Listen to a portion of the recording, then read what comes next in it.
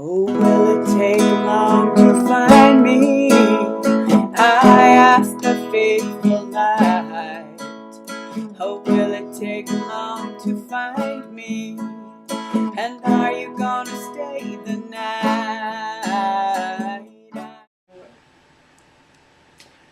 Hey there, I'm Don Pearl.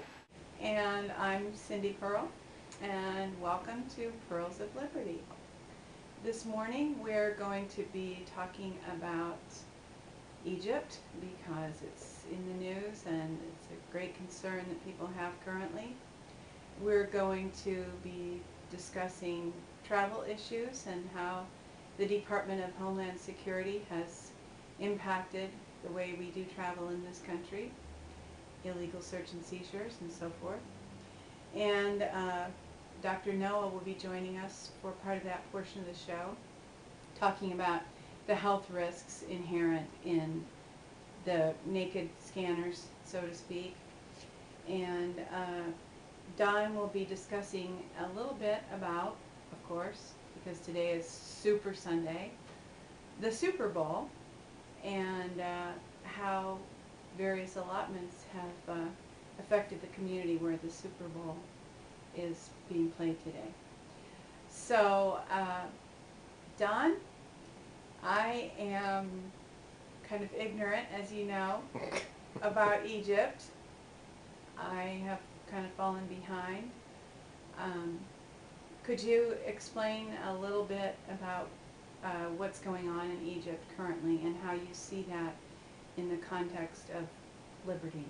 Okay, in a nutshell, what we have is a true people's revolution that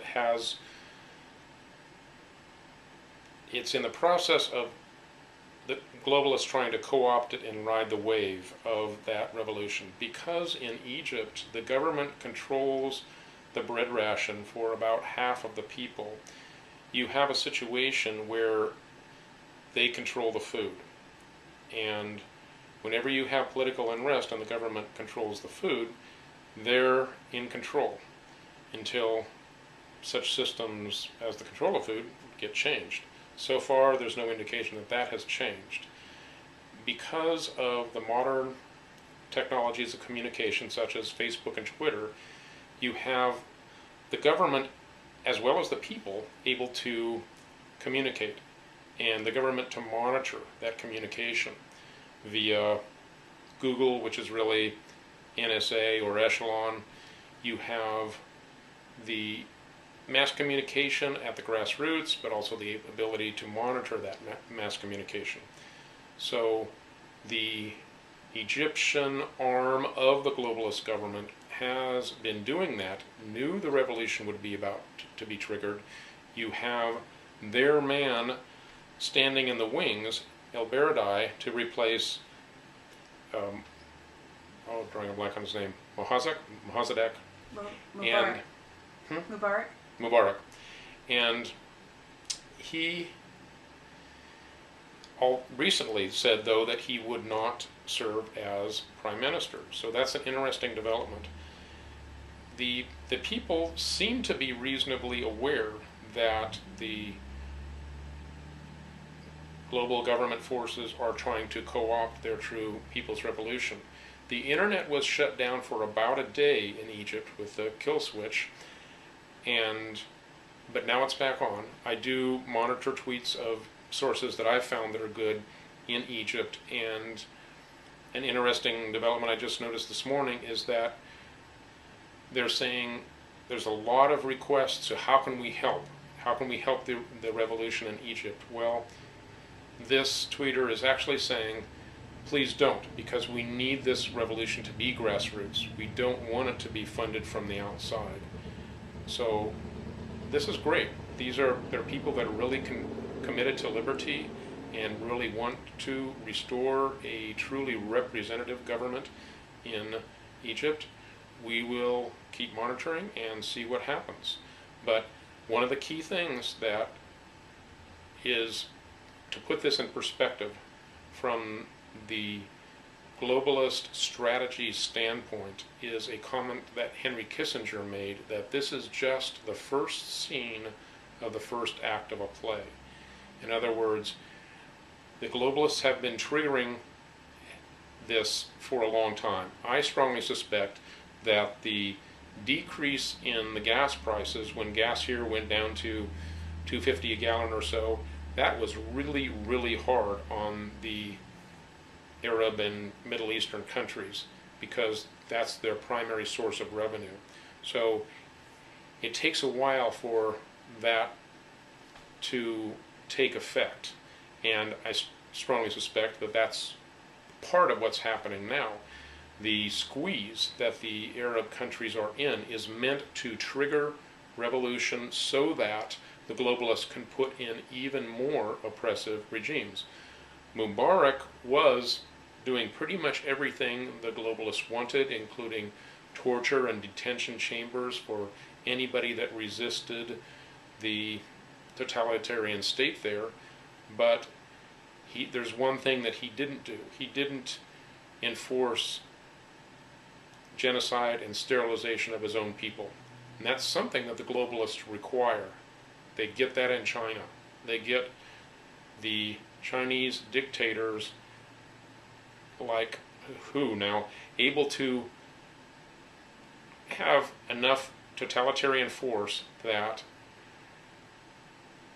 they are able to completely control the society and the population curve. And the goal of the globalists is to put somebody in power like that. They're very, very patient. They may even let a people's revolution occur and then deliberately set it up for failure so that out of the chaos they can bring their order. That's their standard MO. So this may take weeks and months and even longer to play out, and it's one of the things we'll be watching. There's parallel situations in Yemen and Tunisia and other hot spots in the world, but this is the most visible. Egypt is the most visible right now. We'll be watching that and encourage you to do that as well. Could you give, I actually have two questions. One, would you first describe to some extent what you mean by the term globalist for people who may not be familiar with that term? And could you give, you did to some extent give a historical context with what was done in China, but could you give somewhat more of a broader picture, historical context as to how you see this impacting long-term world government and just the various independent countries of the world? World domination by a few elites is not something new. It's been going on throughout history. You have powerful people wanting to dominate the world.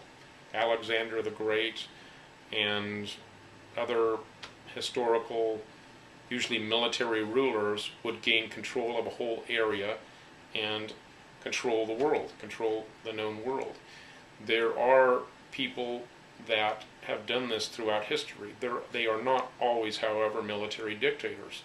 When we look back at the Anglo-American banking system, we can see definite evidence that there has been a long-term but very flexible design to control the world system of commerce through the currency.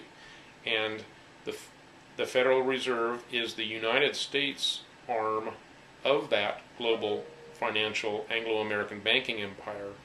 The British part of it dominates Europe, and then of course all of the British colonies that are still enslaved to that system. The parts of the world that are not completely dominated by the Anglo-American banking empire are the parts where they want to use military force to force them to become a part of the system. Thinking about areas such as Iran. If they are independent and smart, the people in various countries like Iran, they're a threat. to the world domination of the global Anglo-American banking system. Wait just a minute. So are you actually saying that the true threat posed by what we consider Islamic countries is not so much the fact that they are Islamic or even militantly Islamic, but the fact that they are not subject to the global banking cartel? Yes, in the end it's really all about money. And religion is simply a tool that globalists, or the people that have their hearts set on world domination, religion is simply a tool that they use to divide and conquer. Wars throughout history have been used to divide and conquer. People that should come together to trade and encourage one another and share development so that both societies mutually progress towards increased liberty and freedom and trade, can be through manufactured conflict, can be made into enemies so that both sides go into debt, and in debt to who? The globalist Anglo-American banking empire, which is a debt-based monetary system. There is really no way out because the entire system is based on debt. So anything that's outside of that system, that's an alternative system, such as the Arab banking system, which is different, is a threat. Now, a lot of the Arab societies have been brought into the Anglo-American banking empire, like the tool for that was oil. And oil has purposely by the globalists, used as a tool for control. Number one, to get the Arab countries hooked into the American banking empire, American Anglo-American banking empire. And number two, it's enabled them to have one commodity that's been the basis for many, many, many other things. And so it's, from the perspective of the controllers, it's all about vertical integration and a control system that appears to be natural and free, but really isn't. With what is going on in Egypt currently, and you did touch on this briefly, but in your opinion, what is the worst case scenario possible in Egypt, and what is the best case scenario possible in Egypt? And I'm speaking from the point of people who love liberty, not from the globalists. So for liberty, what would be the worst that might happen in Egypt? What would be the best that might happen in Egypt? The worst that would happen would be a continuation of the same or worse. So the worst would be a dictator that will use genocide against his own people, such as in China. Even as bad as Mubarak is, he's not there yet. So worse would be somebody that is even more tyrannical. The best is that the people there would devise a true Gandhi-like resistance of nonviolence and enough education in true representative democracy, like a republic, not a pure democracy, that they would really begin to set their people free and begin to break away from the growing world banking cartel. Excellent. Well, we'll be keeping an eye on that, won't we? Is there anything else that you would like to add? What I think that Henry Kissinger was alluding to with that somewhat cryptic quote about the first scene and the first act of a play is what many suspect is the final end game of the globalists to bring in their one world government. And as we know throughout history, these elites have started wars, funded both sides, and used the debt and the vertical integration of the winning militaristic side to bring in greater control. And the final plan is really not much different. It's actually alluded to in George Orwell's 1984, and as we know, George Orwell, or Eric Blair, was MI6. So this wasn't just fiction that he talked about in the book 1984. He was revealing the plan. And in 1984, there is something called the Brotherhood that opposes the British civilization that's discussed in the book. You never really know quite who they are or whether they exist. One of the things we actually know now is that the Muslim Brotherhood is funded by the CIA and other Western intelligence agencies. Not so much funded, but controlled. There was a Brotherhood organization that was infiltrated, and now it wasn't militaristic at first. It was very friendly to outsiders, but that's changed.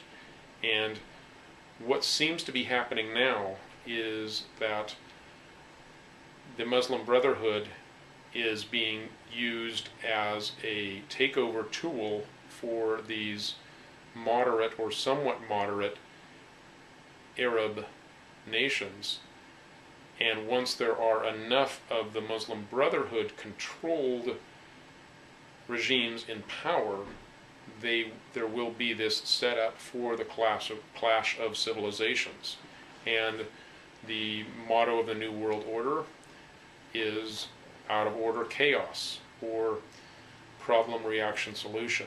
So that's what is very likely unfolding here.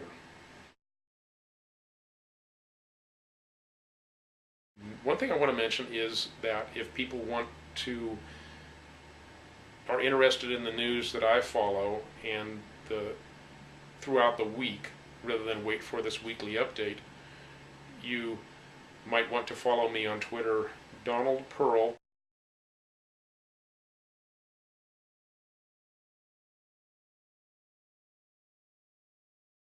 Would probably Dr. Noah calling Sorry, in. it is. Hello, Dr. Noah. Hey, Cindy, how are you? I am very well, thank you, and our show is underway. How are you? Very well, thanks. Is it a good time to talk? This is an excellent time to talk. And I want to talk then. And Wonderful. it's best time. Thank you so much for calling. Well, thank you for airing information out there that helps people be able to make decisions to be able to empower themselves, not only with their personal rights, but with their health and well-being. Great. Well, and you are a champion of that cause, Thank you. so we appreciate you. Thank you. And this morning we are discussing, as you know, changes in travel and how the Department of Homeland Security has impacted travel. Sure. And we're specifically discussing the naked scanners. Right. And you have some information regarding naked scanners, so-called naked scanners, and how they do impact or potentially impact people's health. And we would very much appreciate you discussing that. I would be happy to. Should I start now? Yes, please do. Great. Well, as you mentioned, is that a while back is that, and I'm sure you and Don are going to talk about the facade of security at the airports. I mean, that's just a big joke. But anyway, and also about the money that one individual that used to be from the government is making millions of dollars off these machines. But I'll go into the health aspect. Well, Great. ionizing radiation is something that has a place in the healthcare system. Back in the turn of the 20th century, X-rays came in and it was a way for health professionals to look inside their body. Unfortunately, they found out that this kind of high energy caused lots of bad things like cancer. People died of radiation poisoning early on. It was a terrible thing. So we have a long history of knowing that this can be very helpful, but it also has a very, very dark side. And then being on the dark side is that people don't want to have cancer and die. That's usually a very basic principle or basic motivation for people to keep healthy and for people to keep going. So the government came up with this, this charade of, let's find the bad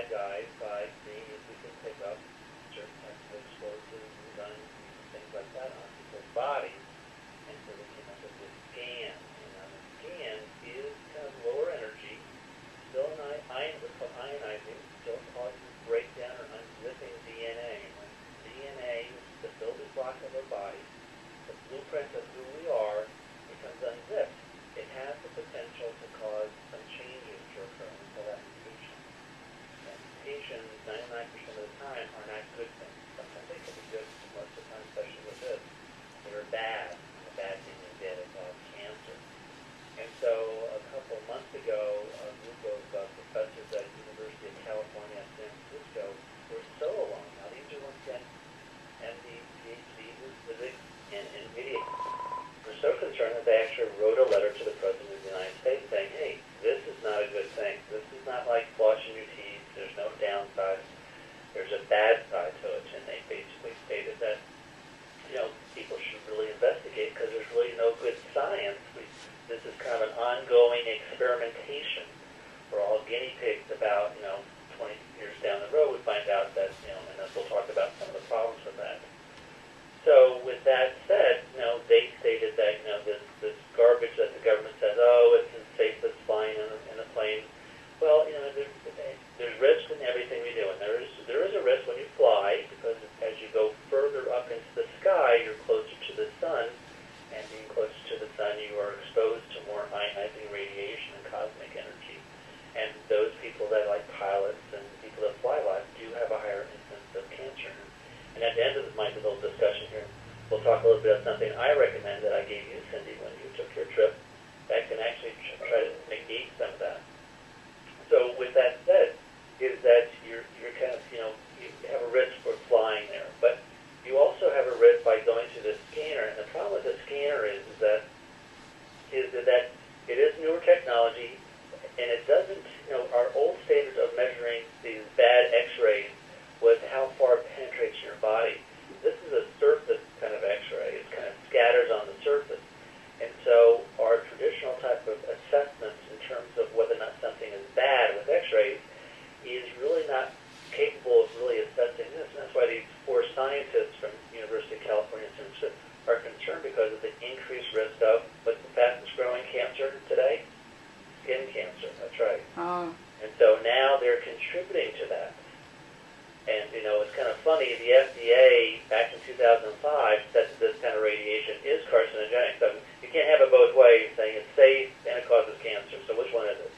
But, as with most government things, they talk out of both sides of their mouths. So, you have to just, kind of understand and find out the real factors like that. Sure, double speak. Double speak, that's right. It's quack security, just like quack medicine. Read those classic texts and you'll find that out. So the other incident is that ionizing radiation is accumulative. It adds inside your body.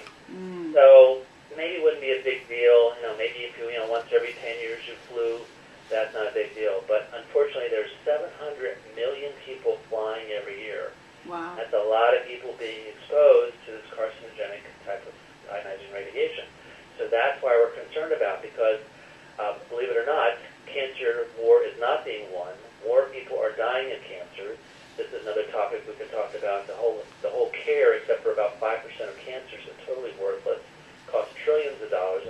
So it has its own burden to have. So creating something that we have no solutions for and very, very costly is the kind of hidden damage that's occurring, not just to the individuals and human beings, but to the society and the economy itself. Sure. By creating these monsters, the average cost of cancer is how much? $300,000. Now, I don't know anybody that has $300,000 that has cancer, so that's all put on a credit card. Wow. And so I know you and Don will probably talk in the future, if not today, about the unbelievable debt that we're in, that we're passing on, and Sure. To our grandchildren, great-grandkids. They're going to have to pay the credit card bill. And Yes. the people that are living now are very selfish and greedy, and they just say, I don't care, I want all this free stuff. Well, guess what? There's nothing free in life like that. Absolutely. So, within their own guidelines with this type of naked scanner or full-body scanner, here's the people that shouldn't be scanned. Pregnant women, children. In fact, Great Britain has banned this technology for anyone under 18 because the reason is when you're very young like that, you're developing very quickly, so your cells are replicating, unzipping a lot. We don't want to add some other bad stuff to that.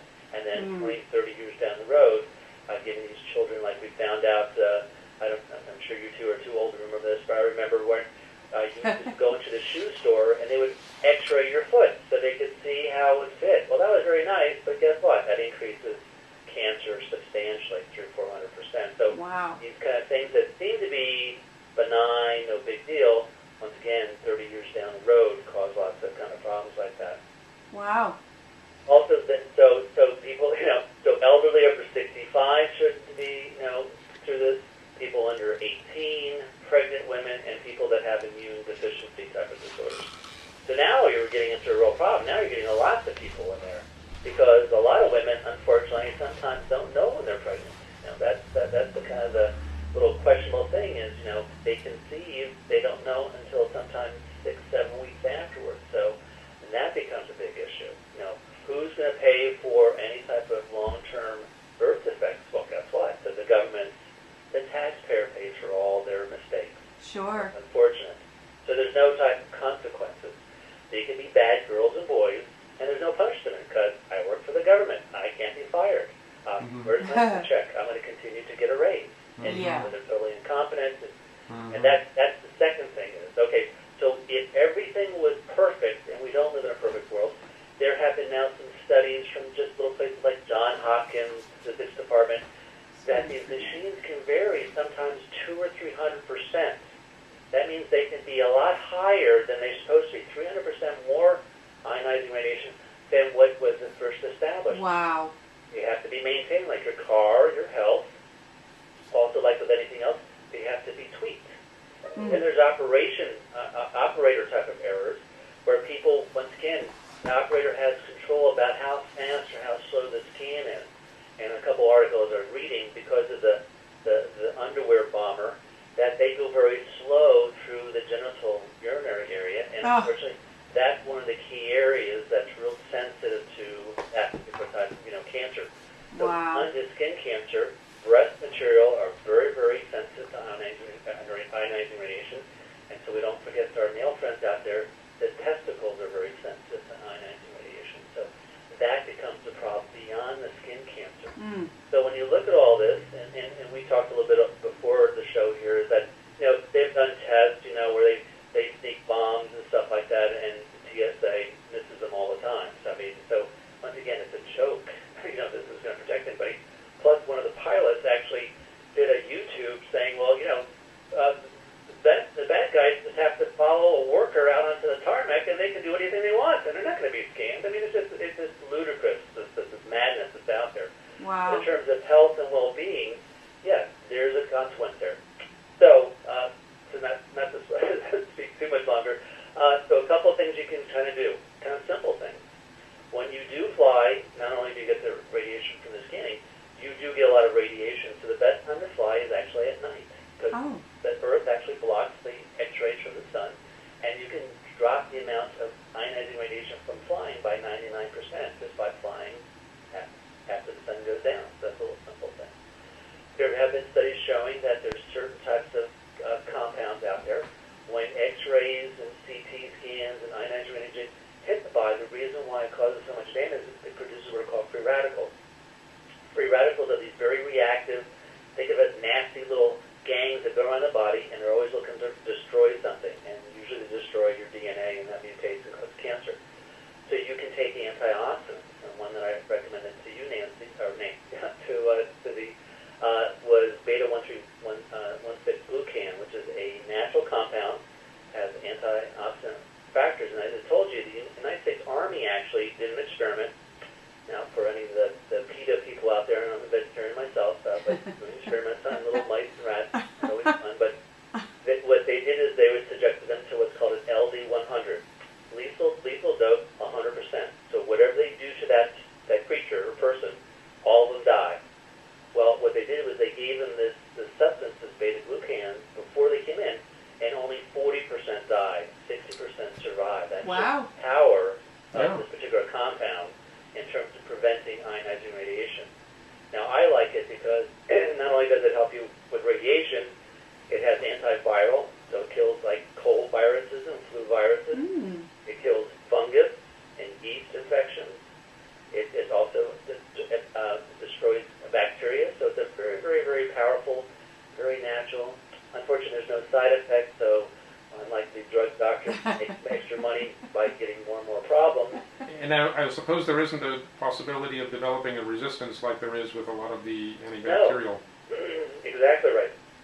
And now we have what are strains called MRSA. These are bacteria that laugh at antibiotics because misused on my YouTubes and on my TV show.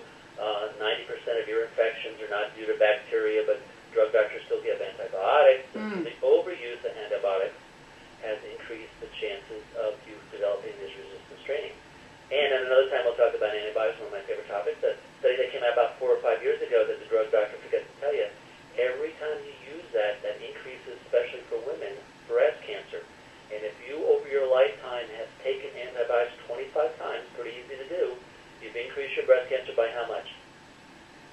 You guess. I've never heard this before, but I'll guess maybe 30%. Good, 210%. So Oh. that's the wonderful joy that we have in terms of the medical profession, is creating disastrous things down the road. Wow. So 3 times the risk. If you create breast cancer, someone's going to make $300,000. So I guess that makes sense. That Wow. makes sense to me.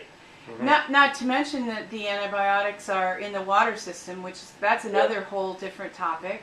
70% of all our antibiotics go into meat products because the animals are so sick, they can be pumped up just like all the sick people that walk around because they don't take charge of their health. 70% of all antibiotics are in basically our meat supply, and exactly right. So Wow. when you take antibiotics, they use the antibiotics on the animals, they urinate that out, that goes into the water system like that, and then we drink all that. Not only that, antibiotics, but all kinds of drugs. Ugh. There have been now 3 studies down in LA that shows that Prozac and steroids and hormones are all in the water supply because everybody's taking this garbage that most of the time doesn't work. You're processing it out of their body, getting into the water system, and then we drink that back in. Wow. Very Terrible. Dr. Noah, I got a question for you, sort of a follow-up question on the Please. scanners. One of the things that I saw recently, and I haven't confirmed it, but I'm suspicious. I wonder if you've heard anything. There is supposedly a new type scanner that's been introduced into 3 airports. I don't know what the airports are, that they're saying is safe. Like I say, I'm suspicious. Well, and- they said this one was supposed to be safe too. That I have not heard of. So, I mean, technology does advance. I mean, and I'm sure because of this uproar and because now scientists are stepping forward, like I said, I mean, the University of California and San Francisco is a very prestigious, medical and research center around the world. If they express concern, people go to their newspaper, go to the internet, then they're going to start to speak out too. So there's no doubt that possibly you can start to go into different type of technologies, but I'm not familiar with that, Don. Okay, yeah, because I strongly suspect that it might actually be disinformation because I know that they have been saying, oh, these things are safe, and if you pull, and that they can't save images when we know that it's a demonstrated fact that they are not safe and that they are saving images. So even though it's not related to your health, I mean, there have been a couple of studies showing that these scanners do not pick up any powder type of explosive, which is most of what the so-called terrorists use, so that's worthless. And you can conform the kind that's supposed to be thinly to your body, and the scanner doesn't pick up with ice. So once again, I mean, it's just all smoke and mirrors. It's a pony show, making people think that, oh, good, mommy and daddy government are taking care of me. And as you know, I speak very, very strongly, health is the same way. You can't rely on someone else to take responsibility for your health.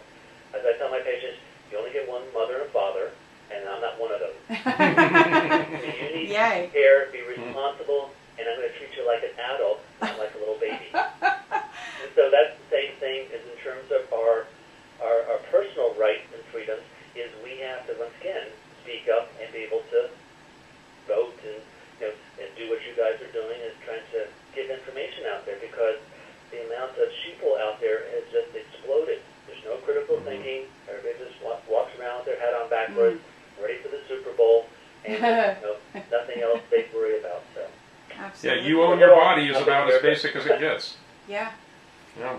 Yeah, so the new scanner I don't know about. If you have any information, feel free to email me and we can talk about that. There was no specifics. It was just a Facebook. Right, but I think I agree with you. That's just kind of smoke. If I run across it, try to make people think that, okay, well, something better is going to come out. Yeah. And all that means is that someone else is going to make $1 billion on this new and better version. Sure. Yeah, they'll replace them. So that, yes. Yeah. Yeah.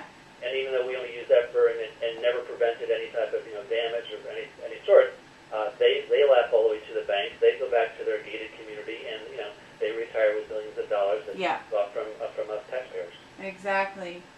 Great. But that's not health related. That's I'm sure what you two are. Yeah, well, of course you are learned about that sort of thing, so we welcome your comments about that as well. So Sure. we're preaching to the choir, aren't we? Well, hopefully people will be tuning into this and to be able to get a wide. That's what I'm excited about. What you're doing is giving a lot of both political and personal rights information, and then I feel honored to bring in some of the health factors, because without your health, you have nothing. So That's right. it's really, really important for you to be able to be healthy, so your mind can think critically, and that way you won't be a sheeple. You'll be an Precisely. strong individual to be able to make good decisions. Well, we have a great appreciation for you personally, and what you're doing for both of us regarding our health, and we're very glad to know you, and feel very honored that you were with us today. And How do you want me on? Yeah. You to give me a So we thank Dr. Noah for joining us and giving us his input. And we'll back up a little here and have a little more of a discussion about the Department of Homeland Security's shakedown. And I have a little bit to say because I just recently was traveling. And Don and I both recently visited Las Vegas. And on the way out, he opted out of the naked scanner for the pat down. And on the way back, we both were asked to go through the naked scanner and opted out and received a pat down.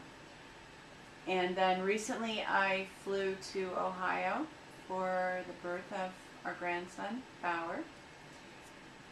And on the way out, the metal detectors were open. I just breezed through. You could choose whichever line you wanted. You didn't have to go through the naked scanner. I cannot help but wonder if the sheriff in San Mateo County has taken a strong stand for civil liberties, and I wonder if that really doesn't help make SFO a better place to fly out of with less intrusive pat-downs. Well, that is possible. However, I believe SFO was one of the very first airports to receive the naked scanner. Right, but this development happened after that, where there was the nationwide uproar that was carried by Drudge Report, etc. And then at that time, the newly elected, or sheriff-elect of San Mateo County, was on the Alex Jones show and otherwise said that he is taking a strong stand against the pat-downs that go inside the pants, that would be considered a felony. So I haven't heard any follow-up since then, but one of the things that always does seem to happen, if you give a strong enough pushback, they will back off until they can find an opportune time. Well, if there has been a pushback nationally... Just locally. Yeah, because when I flew out of Detroit, DTW, in Detroit, Michigan, there were bans across the metal detectors, front and back, to prevent anyone from passing through the metal detectors. And everyone was being funneled through the naked scanners. And naturally, I opted out. The issues with the scanners that Dr. Noah discussed are significant. However, would you say a little bit about some other concerns about the scanners as far as being able to track people? Oh yeah, based on... Why are they doing this? We know from what Dr. Noah expounded on and our understanding of the issue that it really isn't about safety. It's about two things. It's about acclimation to a control grid, and it's about actually getting the biometrics that they can track you with. Now, it doesn't appear at this time that they are using the biometrics that they get from you through the scanner and tying it to a name, your social security number, or that particular thing. Although they might be, we wouldn't know it if they were. And The danger is that, and pretty much for certain, the long-term purpose of this whole naked body scanner thing is to get your biometrics so that as far away as a satellite in space can be used to track you, because they have the unique shape of your body that can look through clothes, so disguises are not going to work. And that may sound paranoid and science fiction-like, but the technology is really already here. But they need to build the database and get the people in it, and this is the number one strategy. These are going to be rolling out not just in airports but in malls, because obviously not everybody flies. But they're beta testing these things and then using the information to build a grid that can track and control the population. Well, interestingly enough, you noted that there's not specifically a means for them to tie the person who's in the scanner to their identification. However, when I flew out of DTW, there was a man pacing back and forth. I believe he was armed, uniformed, continually stating, directing, take off your shoes, take off your belts, empty your pockets. And I noticed one thing that he was saying that I have not heard said before by these people who roam around and say this. You do not need your identification or your boarding pass, so put them in with your belongings into the trays.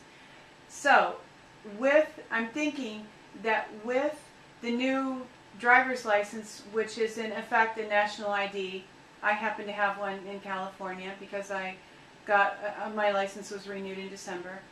I believe some of them, or many of them, have a chip. I'm guessing that if they really wanted to, your ID goes through the x-rays. There's probably something that could fairly easily pick up and read the chip while you're going through the scanner. So I'm guessing that it wouldn't be very difficult for them to pair them up. Makes sense. If they're asking people to leave they don't want you carrying or holding anything when you go into the naked scanner. And that's their justification for telling you to leave your ID in the tray. But that might be in the future. That might work more as more people have the chips in their ID. Right.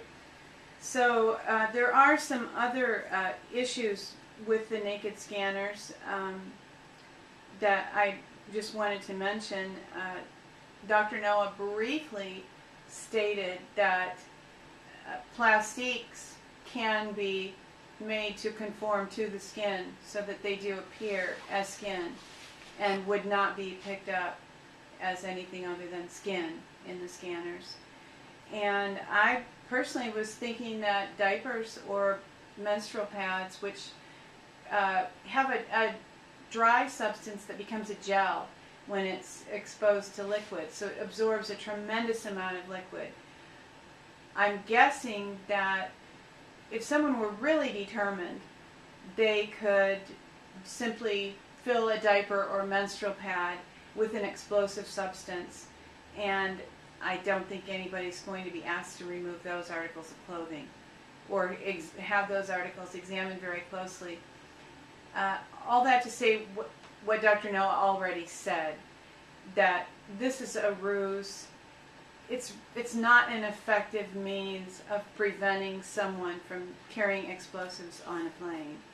And you and I have discussed the percentage of planes throughout history that have been impacted by terror, even if it weren't false flag terror, which I believe any airplane crashes due to terrorism have been false flag terror. Do you want to comment on that, how unusual it is? I mean, this is something that rarely even happens. Right. It's extremely rare. I think more people die of bee stings than terrorism. And we're not just talking airplanes, we're talking all kinds of terrorism. But taking a step back from that, really, I want to help people realize that a free people are individually responsible, and expecting the job of government to be to keep you safe is an illusion at best. What you're really doing is you're giving away your freedom. Benjamin Franklin said, those, and other of the founding fathers also said the same thing in a few different words, in a few different versions, but the fact that it was repeated so many times really helps us to understand how deeply they understood liberty. Those who sacrifice a little liberty for a little safety, or I think the word is essential liberty for a little safety, will soon have neither.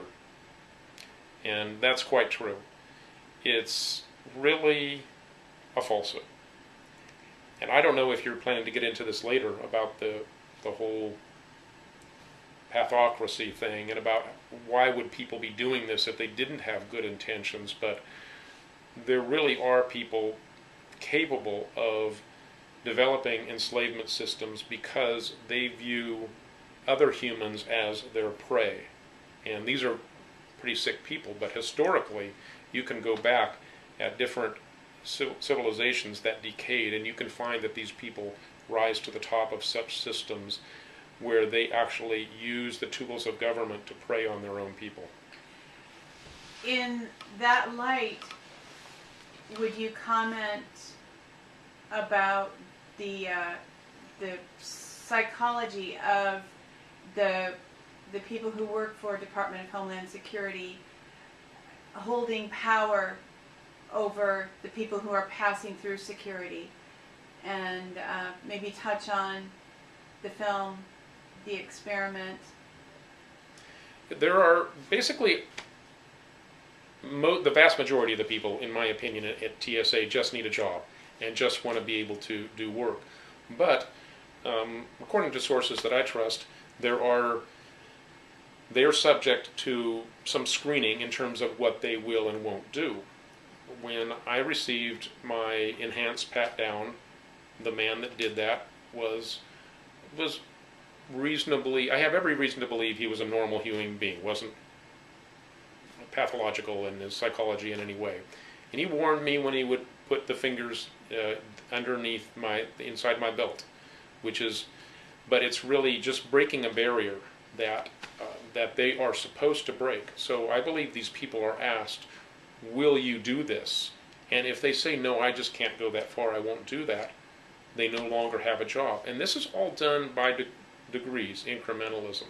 So you're training these normal people to be part of a pathocratic system, a system run by psychopaths. And we're in the beginning stages of that as we see that unfold. What was the second part of your question? I was just thinking of the film, The Experiment. Oh, yeah. So these people, as they become a part of this system, some of them that have pathological tendencies in their psychology, for whatever reason, can become empowered by this system to become really little dictators or people that enjoy holding power over people. One of the things that happens I see we're getting a battery warning on that. On the iPhone? And on the iPhone, yeah, something just popped up. Is this okay? Video recording. Yeah, so that's you. That's on you. Is this one okay? It's black, so it's probably not. Okay. So, but that one's still going then, Okay. I guess. So, anyway,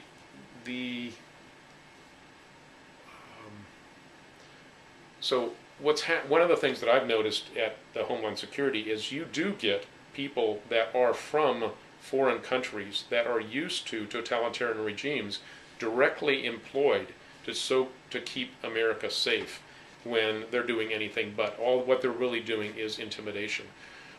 At this stage of the game, I don't see too many of those, but I would expect that to increase as this game moves forward, as well as people that have learned to take on these little dictator masks and fill this role that's being requested of them. The film, The Experiment, is amazing. Just watched that recently.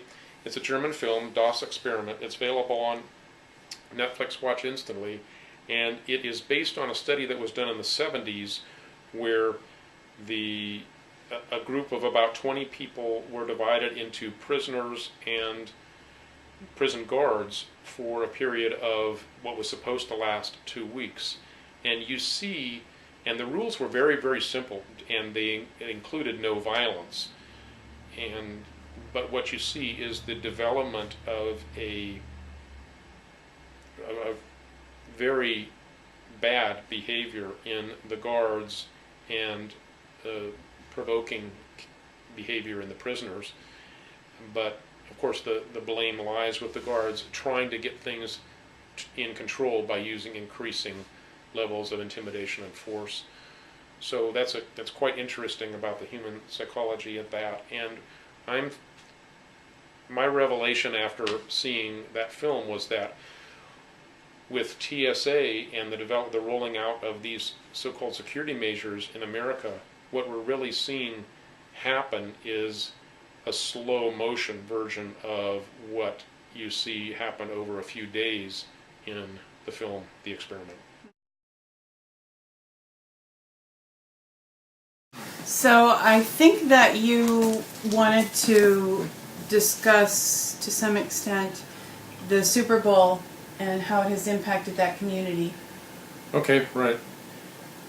It's really more than just the community and the Super Bowl. There's a big thing happening with power in this nation, and one of the places it's most easily visible is in Texas, and of course that's where the Super Bowl is. So what we had happen this week was that there were hospitals in the greater Dallas and Dallas-Fort Worth area, I believe, that went without power. The hospitals were expecting to be exempt from these rolling blackouts, but they were actually impacted while the Super Bowl stadium was receiving full power just in preparation for the Super Bowl. So why do we have this situation where we have a state like Texas have power needs that they can't fulfill? The winter storm was part of the reason, and I guess there was some ice and of course the heating requirements go up when there's below normal weather. But what we have in this nation, in America today, is that the infrastructure is not being maintained, and that includes power. What is happening in Texas is they are actually importing power from Mexico. This is deliberately done in order to create dependencies that will prevent people from being self-sufficient and independent. As we all know, Texas is a state that prides itself on independent thinking and has a lot of liberty-minded people. So what better way to send a message to the people that you're part of a global system and you're not really on your own. This country hasn't approved new power plants in a long time. There's a lot that could be done that just simply isn't being done. This is all part of the deindustrialization of America and creating dependencies on other nations and a loss of our capabilities of our infrastructure. And that all fits in with the popularity of the Super Bowl. Why would the Super Bowl receive power when even hospitals couldn't? Well, what's more important in terms of what the control structure wants? To keep people pacified with their greatest sports event of the year, or keep people healthy and medical services flowing? I think we can see that the priorities are askew, and that is by design. That's the point I wanted to make. Sure, well, they actually may have been doing people a favor, though, by shutting off power to the hospitals, because the number one cause of death in the United States is, boom, medical error. And that's been recorded at other times. When there was a drop in fatalities in, I believe it was either New York City or New York State at sometime in the last couple decades. That happened when there was I believe it was a physician's strike. It was some kind of a strike by the medical community because of they wanted higher pay from the hospitals, and the number of deaths actually went down during that period of time. Wow. But of course, that's the people who diverted power away from hospitals to the Super Bowl weren't really intending to help anyone out. But that does raise a point that as we experience more of these types of breakdowns, people can react to that in two very different ways. You can try to lobby the system for getting what you think the system is to provide you with, or you can use that as a goad to become more self-sufficient in all kinds of ways. Energy, or the monetary system with the banks. You can buy silver, all kinds of things that you can do. But if you choose to use these crises for increasing your own personal liberty and lack of or decreased dependence on the system, then in the long run you're going to be better off. Good. So everybody go out and get yourself a wind generator or a solar generator and become more independent. And so we're at our Pearl Culture segment of the show, where we're going to just share with you briefly a little bit of what we're reading, what we're watching, what films, and Don has a couple of books that he would like to discuss. Okay, one of the ones that is kind of the biggest, most important ones for me right now is Political Ponerology. This is an amazing book. It was written by this guy, Andrew Lobachevsky, if I'm saying that right. He is a survivor of World War II and the Nazi regime, and also of the communist revolution, or not the revolution, but the regime in Russia. He actually knew Vladimir Lenin well, he says. This is an amazing person who has the psychological tools to understand what makes these people tick. And somewhere in the preface to the book, it says, and it sounds like it may be overstating it, but I don't think it is, that there is no more important book that you can read than this one. This book, it's a miracle that it made it to press. It was rewritten 3 times. The first 2 times destroyed when the SS was coming to raid the place. And recently its publication of the version written in 1984 was blocked until the recent few years by Zbigniew Brzezinski, a top globalist. So what he does in this book, I'm almost done reading this book, is to lay out how these people think that do pathologically want to control other people. These are psychopaths that see others in humanity as different from themselves, and they see themselves as predator and they see others as prey. It's a very twisted way of viewing the world. One of the things that is very interesting and borne out in this book and borne out in a film that we're going to mention is that these psychopaths actually recognize each other as being different from other people, and they're able to spot each other and to pool their resources and to cooperate with each other to enslave other people. And that's what we have happening on a global scale right now. The movie that I'm thinking of is The Bad Seed. Oh, The Bad Seed. There are 2 versions of that film. I'm not sure I've seen the more recent one. The one that we saw was I believe from the 1950s. It's black and white, but very well done. Will hold your interest, I guarantee. And it's a great illustration. When I saw it many years ago, I've seen it a few times.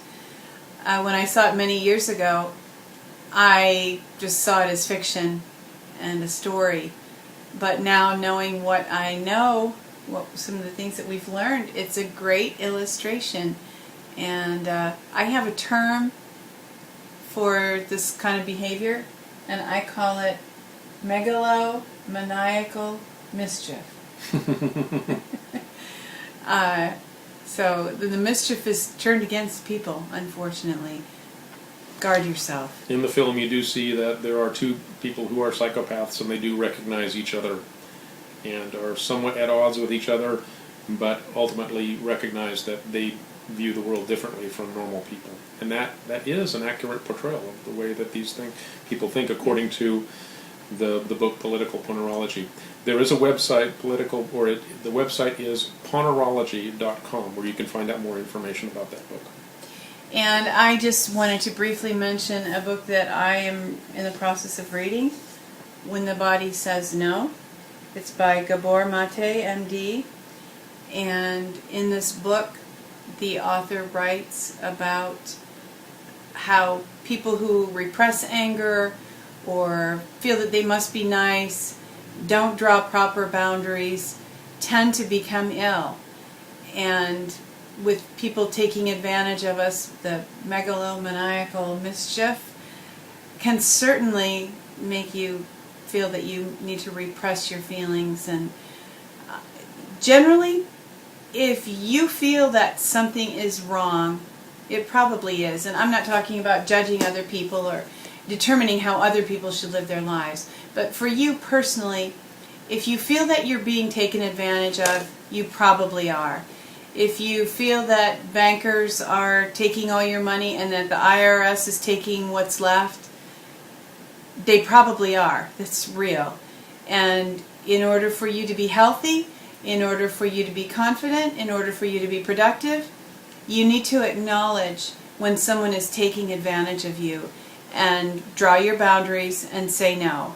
And this book mentions many diseases that come from not having boundaries and from repressing anger. And disease is only a small part of the disadvantages to you when you don't speak up and demand your rights and draw your boundaries. So be free. You want to move on to other books or films, ma'am? Do you want to? It's we've been going for almost 2 hours. Okay. Well, do you want to mention? We didn't talk about any films. No, but we had mentioned The Experiment before. Yeah. So one of the books that I read recently is They Own It All, Including You. If you want a breakdown of the control system and how it's been set up piece by piece, this is an excellent resource. It kind of puts it all together.